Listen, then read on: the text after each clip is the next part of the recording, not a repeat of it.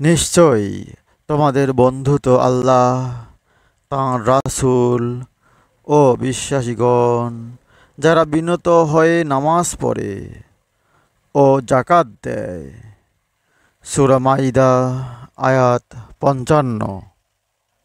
এবং যে কেউ আল্লাহ, তাঁর রাসূল এবং বিশ্বাসীদের বন্ধুরূপে গ্রহণ করবে, নিশ্চয়ই আল্লাহর দল বিজয়ী হবে।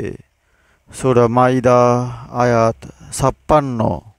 হে বিশ্বাসীগণ, তোমাদের পূর্বে যাদের কিতাব দেওয়া হয়েছে তাদের মধ্যে যারা তোমাদের ধর্মকে হাসি তামাশা ও ক্রীড়ার বস্তু রূপে গ্রহণ করে, তাদের ও অবিশ্বাসীদের তোমরা বন্ধুরূপে গ্রহণ করো না। এবং যদি তোমরা বিশ্বাসী হও তবে আল্লাহকে ভয় করো।